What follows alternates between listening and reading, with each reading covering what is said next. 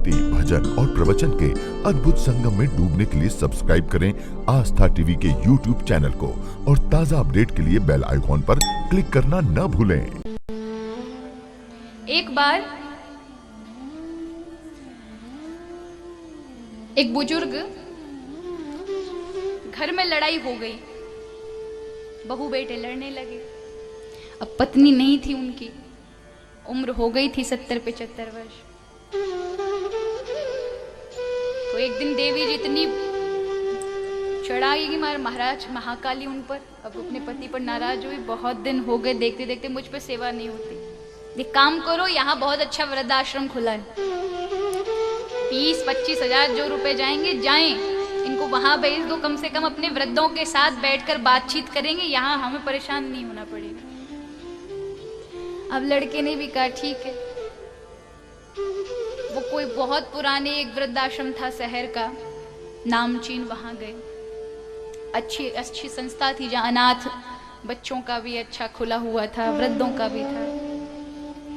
अब बेटा छोड़ने गया, पिताजी अब आपको चिंता करने की कोई जरूरत नहीं है, यहाँ आपको सारे लोग मिलेंगे, यहाँ आप अच्छे से देखभाल भी होगी आपकी, यहाँ लोग आपको अच्छे से रखेंगे और उसका हम हर महीने पैसा भेजेंगे। जब त्योहार आएगा आपको आने की जरूरत नहीं, हम ही आ जाएंगे आपके पास आपसे मिलने, आप भले ही मत आइएगा, यहाँ रहिए।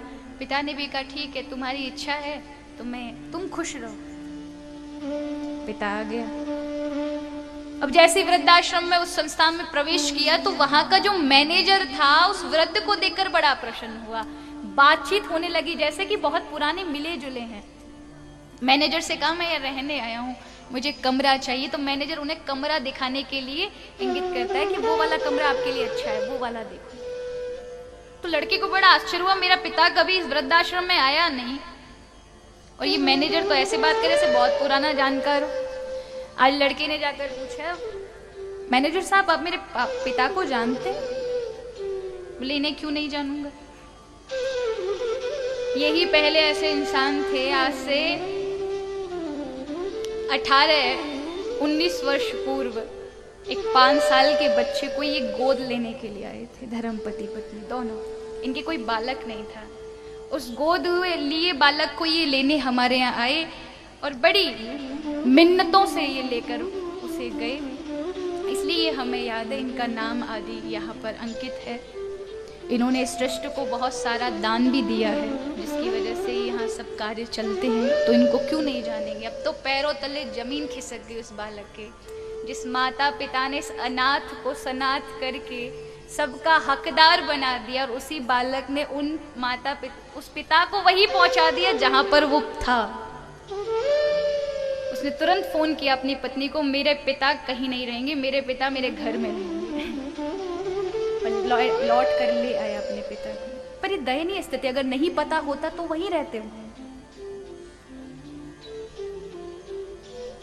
वो कैसी संतति जो अपने माता पिता से भी ऊब जाए, वो कैसा सुख जो आपके अपनों से अलग कर दे। माता पिता कोई आपसे सुविधाएं नहीं चाहते, उनको प्रेम चाहिए कि हमारे अपने, हमारे बच्चे हमसे 2 चीजें मीठा बोल लें, प्रेम कर दें, बस इतना ही।